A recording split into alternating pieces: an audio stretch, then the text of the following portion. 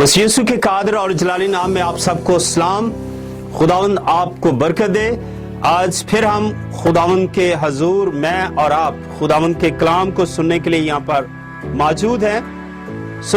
आइए हम अपनी आंखों को बंद करें, सरों को झुकाएं और दुआ करें ताकि खुदावंद का रूह मेरी और आपकी रहबरी और रहनुमाई करे, ताकि हम खुदा के कलाम के वसीला से बरकत पा सकें। खुदाए कद्दूस, खुदाए जुलजलाल, खुदा यीशु अर्ज़-ओ-समान के खालिक और मालिक, ऐ यहोवा पाक खुदा, मैं दिल और दिल की अथागराइयों से तेरा शुक्र करता हूँ आज सबत के दिन के लिए खुदावंद जो तूने हमारी जिंदगी में बख्शा। और जितने लोग इस सबत के दिन को खुदावंद जहाँ जहाँ पर भी हैं खुदावंद मना रहे हैं, खुदावंद की इबादत कर रहे हैं, खुदावंद उनको बड़ी बरकत दे। खुदावंद ये आज का कलाम खुदावंद जहाँ तक जिन लोगों तक पहुँचे लोग बरकत पाएं और खुदावंद तेरा ही नाम इज्जत और जलाल पाए। मांगते हैं खुदावंद यीशु मसीह के नाम से, आमीन। अजीजों, खुदावंद के कलाम मुक़द्दस को सुनने के लिए तैयार हो जाए और अपने दिलों को, अपनी जिंदगियों को खुदावंद के लिए बिल्कुल तैयार करें, ताकि खुदावंद के कलाम का बीज जब बोया जाए तो 30, 60, 100 गुना फल आए। कलाम मुक़द्दस में से एक हवाला हम पढ़ेंगे, पहला कुरिन्थियों उसका 2 बाब और उसकी 10 आयत से 16 आयत तक। थोड़ा सा लंबा है हवाला, तो प्लीज जी मिस्टी पढ़ें जरा। हम पढ़ेंगे पहला कुरिन्थियों उसका 2 बाब और उसकी 10वीं आयत से लेकर 16वीं आयत तक पढ़ेंगे। लेकिन हम पर खुदा ने उनको रूह के वसीला से जाहिर किया, क्योंकि रूह सब बातें बल्कि खुदा की तय की बातें भी दरियाफ्त कर लेता है। आमीन। क्योंकि इंसानों में से कौन किसी इंसान की बातें जानता है सिवाय इंसान की अपनी रूह के जो उसमें है। इसी तरह खुदा के रूह के सिवा कोई खुदा की बातें नहीं जानता। मगर हमने ना दुनिया की रूह की बल्कि वो रूह पाया जो खुदा की तरफ से है, ताकि उन बातों को जानें जो खुदा ने हमें अनायत की हैं।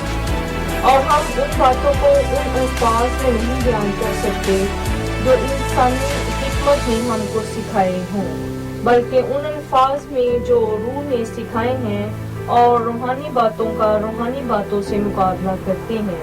मगर नस्वानी आदमी खुदा के रूह की बातें कबूल नहीं करता, बल्कि वो उसके नजदीक बेवकूफ़ी की बातें हैं और ना वो उन्हें समझ सकता है, क्योंकि वो रूहानी तौर पर परखी जाती हैं। लेकिन रूहानी शख्स सब बातों को परख लेता है, मगर खुद किसी से परखा नहीं जाता। खुदावंद की अक्ल को किसने जाना कि उसको तालीम दे सके, मगर हम में मसीह की अक्ल है। आमीन। आमीन। Thank you. खुदावंद के कलाम मुक़द्दस में से अजीजों आज हम रूह के मुतालिक जानेंगे। मेरे और आपके पास बल्कि हर एक इंसान के पास 2 तरह की रूह मौजूद हैं। एक जिसे हम कहते हैं पाक रूह, खुदावंद का रूह जो मेरी और आपकी रहबरी और रहनुमाई करता है, और दूसरा दुनियावी रूह जिसमें दुनियावी ख्वाहिशात को पाने की हवस है, जिसमें दुनियावी कामों को करने की हवस है, जो धन दौलत और दीगर और दुनियावी मादनियाती चीजों को हासिल करने की कोशिश करता है। तो आज हम थोड़ा सा जानेंगे कि खुदावंद का रूह हमारी जिंदगी में किस तरह काम करता है और दुनियावी रूह किस तरह हमारी जिंदगी में काम करता है। जैसे कलाम मुक़द्दस में अभी हमने सुना है कि अगर हम इसकी 14 आयत पढ़ें तो लिखा है कि मगर नफसानी आदमी खुदा के रूह की बातें कबूल नहीं करता। जो दुनियावी आदमी है वो खुदा के रूह की बातों को कबूल नहीं करता, ना उनको समझता है, ना उनको परखता है, बल्कि उनके नजदीक ये फजूल बातें हैं, इन पर कोई यकीन नहीं करता है। तो इसलिए जिस्मानी आदमी जो है वो किस तरह की रूह चाहता है, किस तरह काम चाहता है, लेकिन खुदावंद का रूह हमारी जिंदगी में किस तरह काम करता है। अगर रूह को अगर आप देखें, रूह के लिए एक लफ्ज इस्तेमाल हुआ है इब्रानी में, रुख। रूह का लफ्जी मतलब जो है उसका मतलब है कि सांस, हवा या फूंकना। सांस यानी सांस लेना, और हवा जो चलती है, और फूंकना किसी चीज के अंदर फूंक मारना, दम फूंकना जिसे हम कह सकते हैं। अगर आप پیچھے چلے جائیں پرانے عہد نامے میں تو کلام مقدس میں لکھا ہے کہ خدا نے آدم کو مٹی سے تخلیق کیا، بنایا اور اس کے اندر تمام اعضاء پیدا کیے. اس کے اندر دل، دماغ، پھیپھڑے، گردے، آنتیں، ہر ایک جسم کا اعضاء اس کے اندر تھا. لیکن ہر ایک اعضاء موجود ہونے کے باوجود بھی انسان کیا تھا؟ مردہ تھا. وہ حرکت نہیں کر سکتا تھا، وہ بول نہیں سکتا تھا، وہ سن نہیں سکتا تھا، وہ چل پھر نہیں سکتا تھا، وہ بات نہیں کر سکتا تھا، وہ سن نہیں سکتا تھا، کچھ کھا نہیں سکتا تھا، پی نہیں سکتا تھا، کچھ بھی نہیں کر سکتا تھا. لیکن کیا ہوا؟ کلام مقدس میں لکھا ہے کہ خدا نے اس کے نتنوں میں زندگی کا دم پھونکا تو وہ جیتی جان ہوا. تو جب اس کے اندر پھونکا گیا یعنی روح کو بھیجا گیا. اگر آپ روح کے متعلق دیکھیں تو روح کو داخل کیا گیا اس جسم کے اندر. روح جو ہے وہ نہ ختم ہونے والی ایک ایسا خدا کا روح جو ہے وہ نہ ختم ہونے والا ہے. جسم جو ہے یہ تو ختم ہو جاتا ہے، یہ تو اپنے وقت پر ختم ہو کر مٹی سے مل جاتا ہے، لیکن روح جو ہے کبھی بھی ختم نہیں ہوتا. کلام لکھا ہے رواز کی کتاب میں پڑھیں تو کلام میں لکھا ہے کہ مٹی سے مل گئی اور روح جہاں سے آیا تھا وہاں واپس چلا گیا. اس لیے روح نہ ختم ہونے والا ہے، کبھی وہ ختم نہیں ہوتا، کبھی اس کو موت نہیں ہے. لیکن اور وہی روح خدا نے اس کی زندگی میں پھونک دیا، جس کا بھی میں نے بتایا کہ روح کا مطلب جو ہے روح، جو عبرانی کا لفظ ہے اس کا مطلب ہے پھونکنا، سانس یا ہوا. تو وہ ہوا اور سانس پھونکنے کے ذریعے سے روح جب بدن کے اندر داخل ہوا تو انسان کیا ہوا جی؟ جیتی جان ہوا. اور آج بھی جب روح نکل جاتا ہے تو بے شک انسان کے بدن میں سب کچھ موجود ہے، وہ سارے اعضاء موجود ہیں، اس کے اندر دل، سوچ سمجھ ہر چیز موجود ہے، کھانے پینے کی تمام اس میں شکتیں، لیکن وہ ہل نہیں سکتا، کچھ بھی کر نہیں سکتا، مردہ ہے بغیر روح کے. تو بغیر روح کے زندگی گزارنا ناممکن ہے. اس لیے خدا نے کیا کیا؟ اس کے نتنوں میں زندگی کا دم پھونکا تو تب وہ جیتی جان ہوا. جس طرح میں نے کہا کہ عبرانی کا لفظ روح جو ہے اس کا مطلب ہے سانس، ہوا اور پھونکنا، اور اسی سے انسان جیتی جان ہوتا ہے.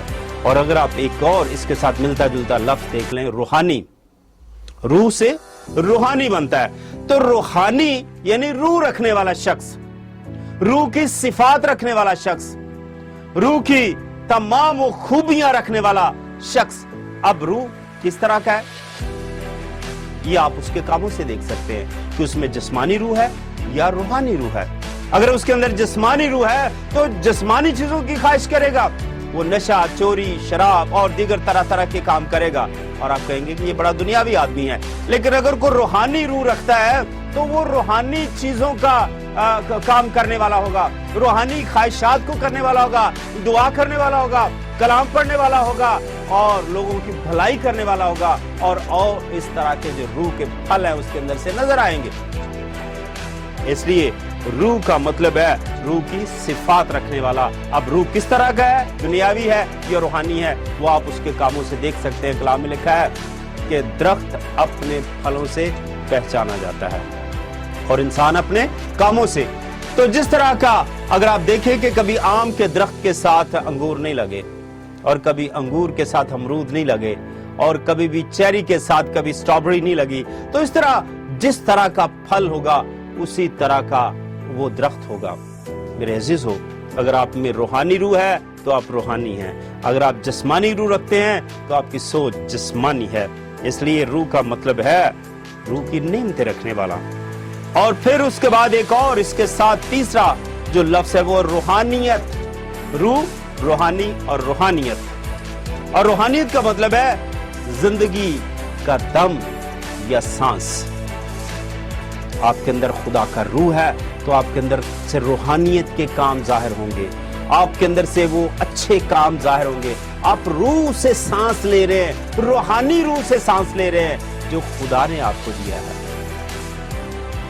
اب روح تو خدا ہی دیتا ہے نا، دونوں طرف سے خدا ہی ہے. اب دنیاوی روح کو جب اپنی زندگی میں دعوت دیتے ہیں تو پھر آپ دنیاوی کام کرنا شروع کر دیتے ہیں. اب اس روح کو آپ دنیاوی بنا دیتے ہیں اپنی خواہشات اور اپنے کاموں کی وجہ سے. لیکن جو خدا نے روح دیا ہے, اگر آپ اس سے روحانی کام کرتے ہیں تو پھر آپ روح کو, جو خدا کا روح, اس کے کام کرتے ہیں تو پھر روحانی بن جاتے ہیں. اس لیے عزیزو, روح ایک ہی ہے, اب اس کو جس طرح بھی آپ لے کے چلتے ہیں وہ آپ کے ہاتھ میں ہے, کیونکہ خدا نے آپ کو خود مختار بنایا ہے, خدا نے آپ کو با اختیار بنایا ہے. آپ کو تخلیق کیا, لیکن اس کے بعد خدا نے آپ کو با اختیار بنایا. روح کا ذکر بائبل مقدس میں ہزاروں مرتبہ آپ دیکھ سکتے ہیں, پرانے عہد نامے میں, نئے عہد نامے میں. اگر آپ پیدائش پہلا باب 2 آیت پڑھیں گے ذرا, وہاں پر ہم دیکھتے ہیں کہ سٹارٹ میں جب ابھی دنیا کا آغاز بھی نہیں ہوا تھا, تب روح کا کیا کام تھا اور کیا ہو رہا تھا وہاں پر. زمین ویران اور سنسان تھی, گہراؤں کے اوپر اندھیرا تھا, خدا کی روح پانیوں پر جنبش کرتی تھی. عزیزو, روح تب سے ہی ہے جب دنیا تخلیق نہیں ہوئی تھی, جب کوئی انسان کا نام و نشان نہیں تھا, جانور, انسان اور پرندے اور کچھ بھی نہیں تھا, لیکن روح تب بھی موجود تھا. خداوند کا روح تب بھی موجود تھا, وہ پانیوں پر جنبش کرتا تھا میرے عزیزو. اور اس کے بعد آگے تھوڑا سا چلیں جی, پیدائش 41 باب کے 38 آیت میں کیا لکھا ہے؟ تو فرعون نے اپنے خادم سے کہا کہ کیا ہم کو ایسا آدمی جیسا یہ ہے جس میں خدا کی روح ہے مل سکتا ہے؟ آمین. اب اگر ہم دیکھیں فرعون کو جو ضرورت پڑ گئی ہے ایک ایسے شخص کی جس میں خدا کا روح موجود ہے. اس میں دنیاوی روح رکھنے والے تو ہزاروں لوگ تھے, شیطان کی روح رکھنے والے تو ہزاروں لوگ تھے, اس کے پاس جادوگر تھے, حکیم تھے, نجومی تھے اور طرح طرح کے بہت سارے لوگ تھے. لیکن اس کی اس مشکل کو, اس کے خواب کو بتانے کے لیے اسے ایسے شخص کی ضرورت تھی جو خدا کا روح رکھتا ہو, جس میں خدا کی الہوں کی روح موجود ہو. وہی اس غائب کی بات کو بتا سکتا ہے, وہ اس غائب کے علم کو جانتا ہے. شیطان اور دنیاوی روح کا کام نہیں ہے میرے عزیزو, یہ وہ روح ہے جو خدا کا روح پانیوں پر جنبش کرتا تھا, اور وہی روح خدا نے آدم کے نتنوں میں پھونک دیا اور وہ جیتی جان ہوا. لیکن اب انسان کے اختیار میں ہے کہ وہ کیا کرتا ہے. اور اگر آپ تھوڑا آگے آ جائیں نئے عہد نامے میں, تو متی 4 باب کی پہلی آیت میں کیا لکھا ہے جی؟ یہاں پر خداوند کا روح ایک اور کام کر رہا ہے.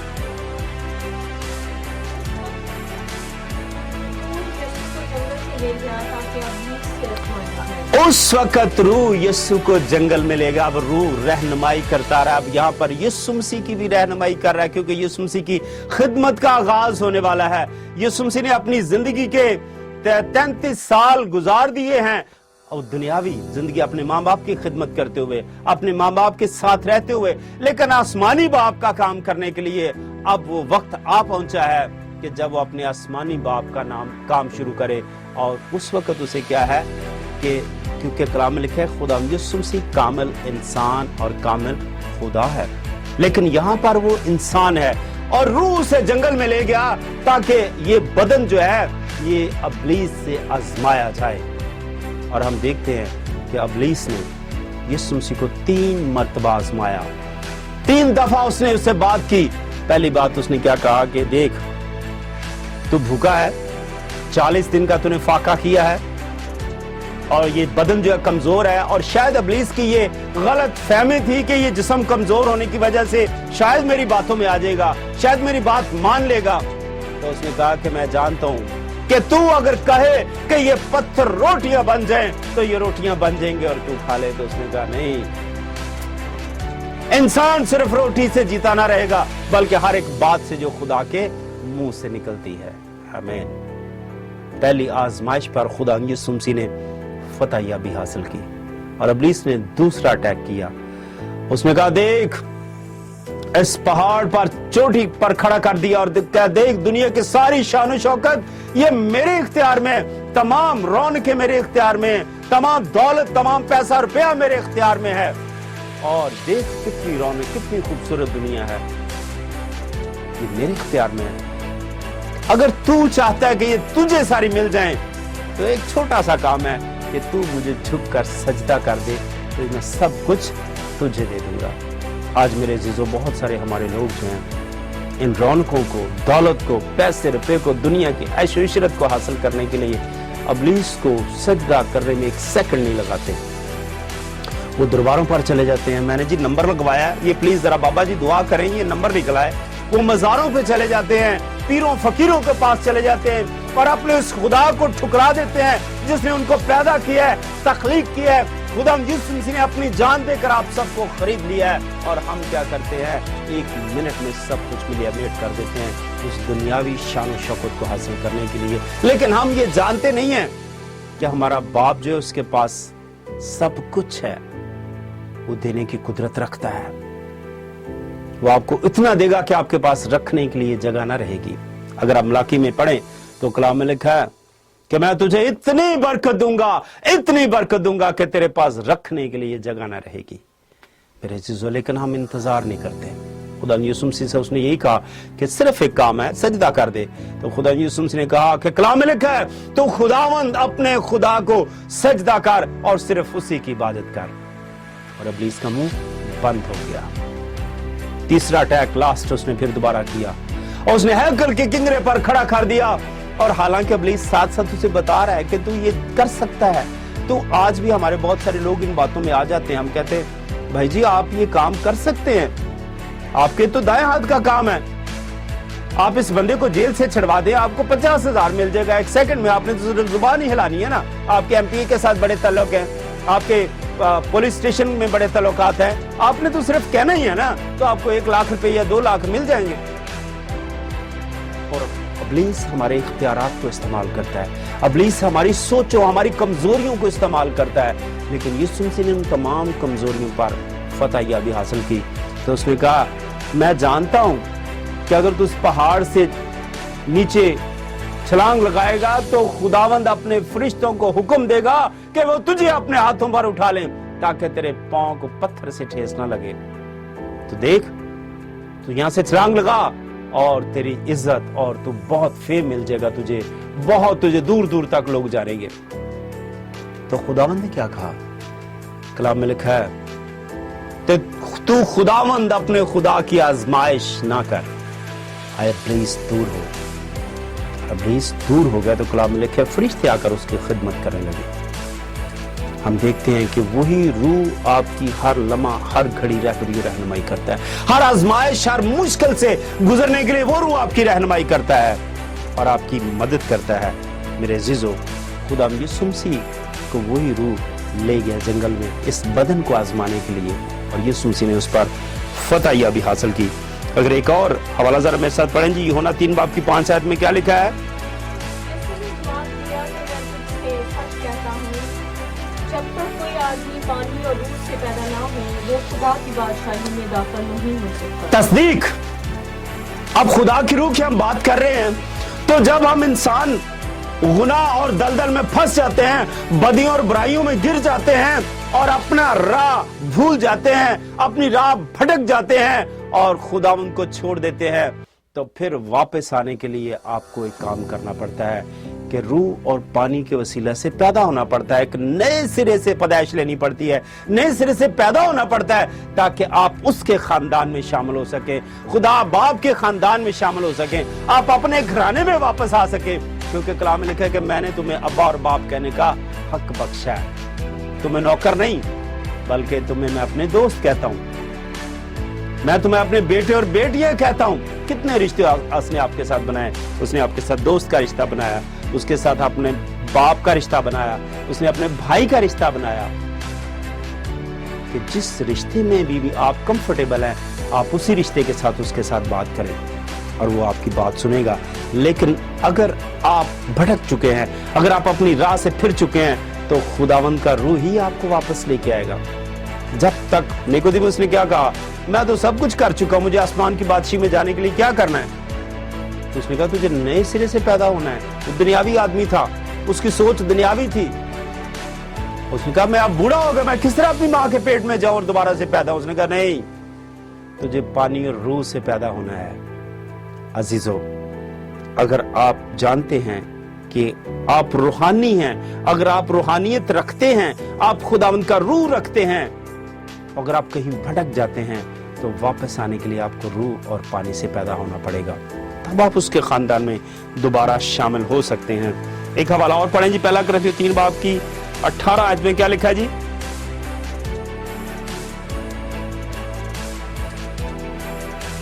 और यहां पर सॉरी मुकाशफा 2 बाब की 29 आयत कि रूह क्या फरमाता है? जिसके कान हो वो सुने कि रूह कलीसियाओं से क्या फरमाता है। जिसके कान हो वो सुने कि रूह कलीसियाओं से क्या फरमाता है। अब रूह की बात चल रही है, रूह आपसे कलाम कर रहा है।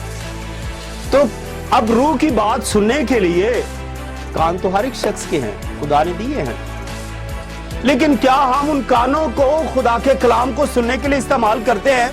क्या हम उन कानों को खुदा की इबादत और परस्तिश के लिए इस्तेमाल करते हैं कि हम सुने और महजूज हों और बरकत पाएं?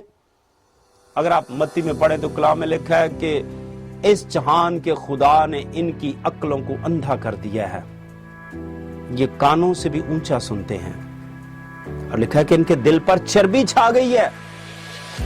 कान तो है लेकिन ऊंचा सुनते हैं, खुदा के कलाम को सुनना पसंद नहीं करते, इबादत और गीतों को सुनना पसंद नहीं करते। मेरे अजीजों, कलाम में लिखा है कि रूह कलीसियाओं से क्या फरमाता है, जिसके कानों में सुने। तो इसलिए अपने कानों को खुदावंद के रूह की बात सुनने के लिए तैयार करें, ताकि आप उसके खानदान में शामिल हो, आप उसके फलों से भर जाएं, रूह के फलों से भर जाएं, खुदावंद के रूह को अपने अंदर जगह दें, ताकि खुदावंद का रूह आपकी रहबरी और रहनुमाई करे। और अगर आप पहला करंथियों 3 बाब की 16 आयत 18 आयत पढ़े तो कलाम में लिखा है, क्या तुम नहीं जानते कि तुम रूह कुदस का मकदस हो और खुदावंद का रूह तुम में बसा हुआ है। हम सब कुछ जानते हुए भी कई दफा इग्नोर कर जाते हैं, भूल जाते हैं कि हम क्या हैं। क्या खुदा हाथ के बनाए हुए घरों में रहता है? क्या खुदा इमारतों और बिल्डिंगों को पसंद करता है? क्या खुदा बहुत बड़े बड़े महलों को पसंद करता है? नहीं। कलाम में लिखे, क्या तुम नहीं जानते कि तुम खुदा का मकदस हो? खुदा का रूह तुम में रहना चाहता है, खुदा का रूह तुम में बसना चाहता है, तुम में काम करना चाहता है। कलाम में कहा, देखो तेरे दिल के दरवाजे पर खड़ा खटखटाता है, जो उसके लिए दरवाजा खोलेगा उसके साथ अंदर आकर खाना खाएगा। मेरे अजीजों, उस रूह के लिए अपने आप को तैयार करें, उसे अपनी जिंदगी में जगह दें। और एक जरा और हवाला पढ़ें जी, गलतियों 3 बाब की 22 आयत में क्या लिखा है? मगर रूह का फल मोहब्बत, खुशी, इत्मीनान, तहम्मुल, मेहरबानी, नेकी, ईमानदारी, हिल्म, परहेज़गारी है। ऐसे कामों की कोई शरीयत मुखालिफ नहीं है। अब अगर रूह की सारी सिफात को देख लें तो रूह के काम क्या है जी? हिल्म, परहेजगारी, नेकी और इस तरह के सारे काम, जिसकी कोई मुखालफत नहीं है। और अगर आपके अंदर ये तमाम बातें हैं, आपके अंदर रहमदिली है, आप तरस खाने वाले हैं, मदद करने वाले हैं, नेकी करने वाले हैं, सुलह करवाने वाले हैं, सच बोलने वाले हैं, दूसरों की मदद करने वाले हैं, किसी मुश्किल में फंसे हुए इंसान को निकालने वाले हैं, किसी बीमार की तीमारदारी करने वाले हैं, किसी मुसाफिर को अपने घर में उतारने वाले हैं, या और इस तरह के सारे काम, तो इसका मतलब है कि खुदावंद का रूह आपके अंदर है, क्योंकि खुदावंद के रूह के फलों से आप भरे हुए, रूह की सिफात आपके अंदर है, रूह के काम करने के सलाहियत आपके अंदर है। खुदावंद का रूह आपकी जिंदगी में काम कर रहा है और आपके लिए ये कलाम पूरा है कि आप खुदावंद के रूह का मकदस हैं और खुदावंद का रूह आप में बसा हुआ है। मेरे अजीजों, ये हम रूहानी रूह के मुतालिक सीख रहे थे, लेकिन अगर हम थोड़ा सा उसका रुख चेंज करें कि दुनियावी रूह कौन सी है जी? ये तो रूहानी बातें हजारों भी आप करते रहे, लाखों भी करते रहे तो खत्म नहीं होगी, लेकिन जिस्मानी रूह के मुतालिक अगर आप थोड़ा सा देखें तो उसका हेडक्वार्टर कहां पर है? जिस्मानी रूह कहां से निकलती है? मेरे साथ एक हवाला निकालें जी, यशाया उसका 14 बाब 12 से 14 तक जरा पढ़ दें। आज सुबह के रोशन सितारे तो क्यों कर आसमान पर से गिर पड़ा, तो क्यों कर आसमान पर से गिर पड़ा, आए कौमों को पस्त करने वाले, आए कौमों को पस्त करने वाले, तो क्यों कर तो क्यों कर जमीन जमीन पर पटकाया गया। पर पटकाया गया। तू तो अपने दिल में कहता था तू तो अपने दिल में कहता था मैं आसमान पर चढ़ जाऊंगा, कि मैं आसमान पर चढ़ जाऊंगा, मैं अपने तख्त को खुदा के सितारों से मैं अपने तख्त को खुदा के सितारों से भी भी ऊंचा करूंगा, ऊंचा करूंगा, और मैं शुमाली अतराफ में जमात के पहाड़ों पर बैठूंगा। आमीन।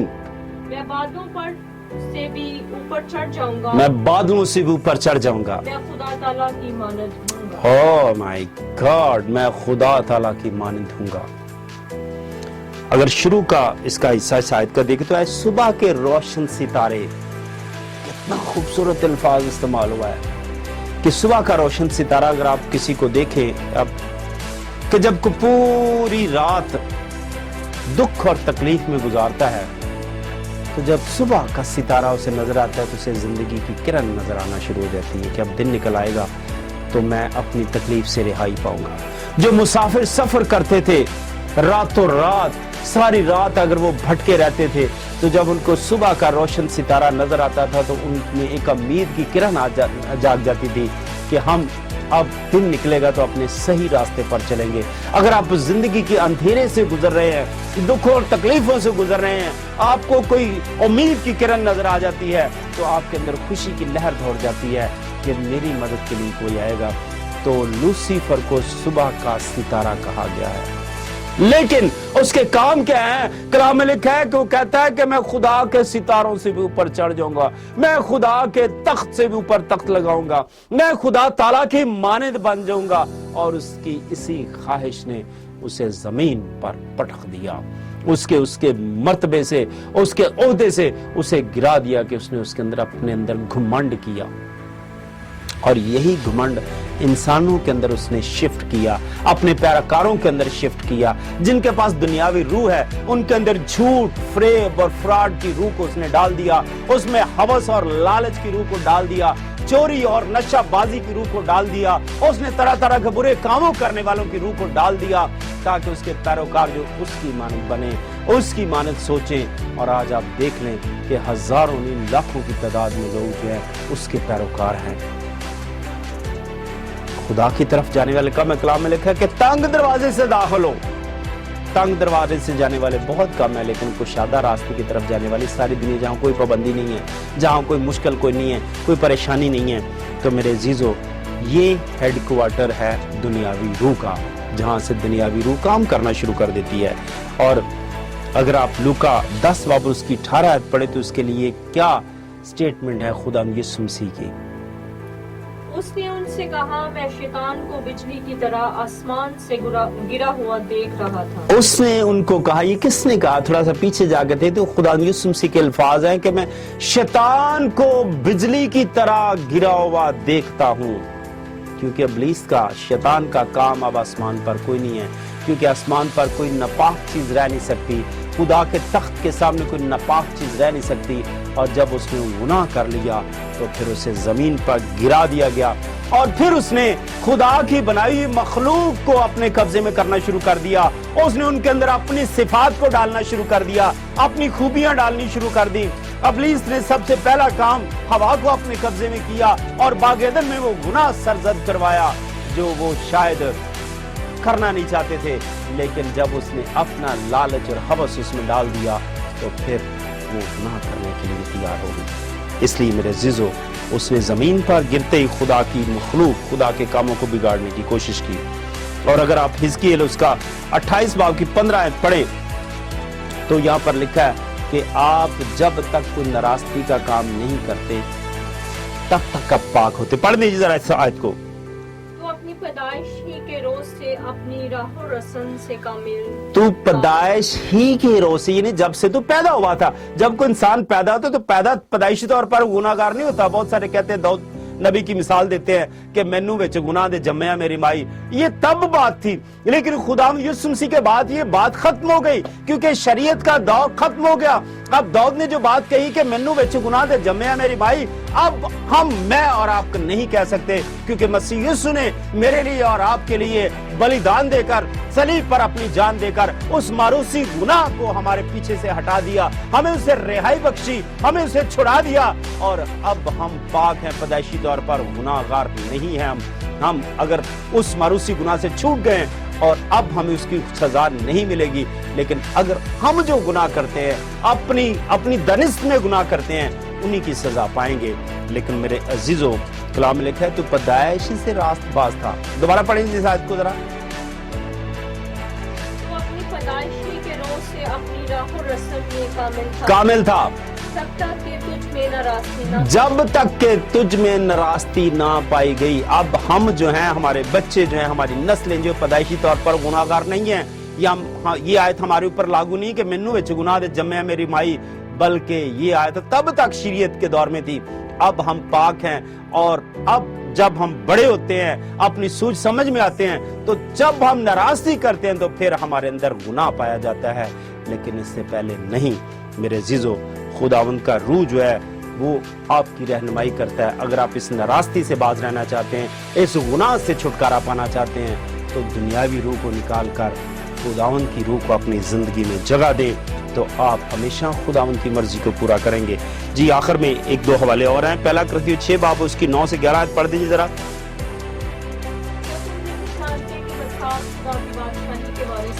क्या तुम नहीं जानते कि बदकार खुदा की बादशाही के वारिस ना होंगे? फरेब ना खा, ना हरामकार खुदा की बादशाही के वारिस होंगे, ना बुत परस्त, ना ज़नाकार, ना याश, ना लौंडेबाज, ना चोर, ना लालची, जी ना शराबी, ना गालियां बकने वाले, ना जालिम। और बुग़्ज़ तुम में ऐसे ही, और बाज़ तुम में ऐसे ही थे जो थे भी, मगर तुम खुदावंद यीशु मसीह के नाम से और हमारे खुदा के रूह से धुल गए और पाक हुए और रासबाज भी ठहरे। आमीन। अब जितनी लंबी लिस्ट उसने गिनवाई है कि बदकार खुदा की बादशाही में दाखिल नहीं होंगे, अगर दूसरे लफ्जों में कहें तो दुनियावी रूह रखने वाले, जिनके अंदर दुनियावी हवस है, दुनियावी ख्वाहिशात हैं, दुनियावी गुनाह हैं, दुनियावी लालच और तरह तरह की बुराइयां हैं, वो खुदा की बादशाही में दाखिल ना होंगे। बात ऐसे थे भी मौजूद थे, लेकिन क्या हुआ? खुदा यीशु मसीह के खून के वसीला से धुलकर पाक हो गए और वो खुदा की बादशाही में दाखिल होने के लिए तैयार हो गए। डाकू जिसने सारी जिंदगी गुनाह किया, सारी जिंदगी बदियां बुराइयां की, एक लम्हे में उसकी मुआफी हो गई। उसने कहा खुदावंद अगर तू अपनी बात जब अपनी बादशाही में जाए तो मुझे याद करना। तो क्यों? उसने सिर्फ ये कहा था कि ये बेकसूर है। खुदावंद यीशु मसीह को उसने बेकसूर ठहराया और उसकी बादशाहत को एक्सेप्ट किया, उसकी बेगुनाही को एक्सेप्ट किया। उसने अपना शख्सी निजात दहिंदा मान लिया और कहा खुदावंद जब तो अपनी बादशाही में जाए तो मुझे याद करना। तो उसे माफी मिली। उसने कहा कि तू आज ही मेरे साथ फिरदौस में होगा। महीनों और सालों का वादा नहीं, बल्कि उसी लम्हा, उसी घड़ी, उसी टाइम उसके लिए दरवाजा खुल गया। उसने कहा कि तू आज ही मेरे साथ फिरदौस में होगा। मेरे अजीजों, अगर आप खुदा यीशु मसीह के खून से धुलकर पाक हुए हैं तो उसी वक्त आपकी मुआफी डन है, उसी वक्त आपके लिए हमेशा की जिंदगी के दरवाजे खुल जाएंगे और आप खुदा के बेटे और बेटियों में शामिल हो जाओगे। अगर आप उस दुनियावी रूह को अपनी जिंदगी से दूर कर दोगे, दुनियावी कामों को दूर करोगे। आखिरी वाला जरा प्लीज पढ़ दीजिए जरा, गलतियों 5 बाब 19 और 21 आयत, कुछ और दुनियावी रूह के मुतालिक। अब जिस्म के काम तो जाहिर हैं। जी पूरा पढ़ दे जरा।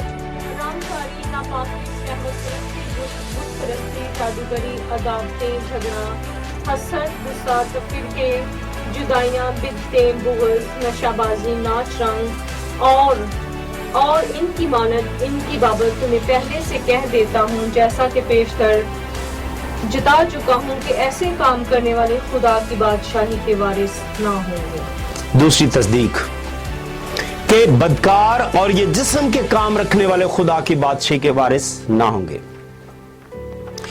दुनियावी रूह रखने वाले खुदा की बादशाही के वारिस ना होंगे। दुनियावी काम करने वाले खुदा के बादशाही के वारिस ना होंगे। मेरे अजीजों, अगर आप खुदा के बेटे और बेटियों में शामिल होना चाहते हैं तो दुनियावी रूह को निकाल कर फेंक दे, दुनियावी ख्वाहिशात को, क्योंकि रूह के और जिस्म की ख्वाहिशें बिल्कुल अपोजिट है। आपका रूह जो है वो हमेशा अच्छाई की ख्वाहिश करता है, लेकिन आपके बदन की ख्वाहिशों के वसीला से आपका रूह इस कदर तारीख और गंदा हो चुका है कि शायद उसकी आवाज ही नहीं निकलती, उसकी अच्छाई की आवाज आप सुनना ही नहीं चाहते, आपके कानों तक, आपके ज़मीर तक वो पहुंचती नहीं है, क्योंकि इस कदर अंधेरा और इस कदर जकड़ दिया गया उसे बदियों और बुराइयों से कि वो अपनी आवाज नहीं निकालता।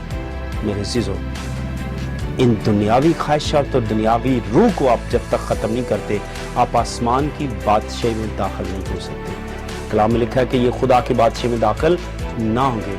उस आयत को दोबारा फिर रिपीट करूंगा, कुरिन्थियों की आयत को, कि क्या तुम नहीं जानते कि तुम रूहुल कुद्दुस का मक़दस हो? तुम्हें ये जानने की जरूरत है कि तुम रूहुल कुद्दुस का मक़दस हो। اور اگر 3:16 یوحنا 3:16 پڑھے تو کلام میں لکھے خدا نے دنیا سے ایسی محبت کی. اس کی محبت کو تو پہچانے, اس کی محبت کو تو جانے جس نے اپنا بیٹا آپ کے لیے دے دیا ہے تاکہ آپ دنیاوی خواہشات سے بچ کر روحانی زندگی بسر کریں, اس کے نام کو عزت اور جلال دیں. کلام میں لکھا ہے کہ تم اپنے بدنوں سے خداوند کا جلال ظاہر کرو, اپنے اٹھنے بیٹھنے سے اس کا جلال ظاہر کرو, اپنی گفتگو سے اس کے نام کو جلال دو. اگر آپ خدا کے بیٹے اور بیٹیاں ہیں, آپ ہمیشہ کی زندگی میں جانا چاہتے ہیں, تو پھر اس کے نام کو عزت اور جلال دو اور اسے اپنی زندگی میں جگہ دو. دنیاوی روح کو نہیں, دنیاوی خواہشات کو نہیں, دنیاوی باتوں کو نہیں, بلکہ روحانی چیزوں کی تلاش میں رہو تاکہ خداوند کے آپ فرزند کہلا سکو. خداوند آپ سب کو اس کلام کے وسیلہ سے برکت دے. تھینک یو سو مچ. آئیے ہم دعا کریں ایک دفعہ. خدائے قدوس, خدائے ذوالجلال, تیرا شکر ہو آج اس خوبصورت کلام کے لیے جو خداوند تو نے دیا. خداوند تیرے پاک روح کی منت کرتا ہوں کہ تمام لوگوں پر, سننے والوں پر خداوند تیری برکت مانگتا ہوں خداوند, تاکہ تیرا پاک روح کثرت سے ان کی زندگی میں کام کرے اور خداوند دنیاوی روح کو نکالیں, دنیاوی کاموں کو نکالیں اور پاک روح کو جگہ دیں تاکہ وہ تیرے بیٹے اور بیٹیاں کہلا سکیں. تیرا شکر کرتے ہیں خداوند. ہماری دعائیں التجائے منا جاتے ہیں تیرے حضور بخور کی من پہنچیں. مانگتے ہیں خداوند یسوع مسیح کے نام سے, آمین. Thank you so much and God bless you.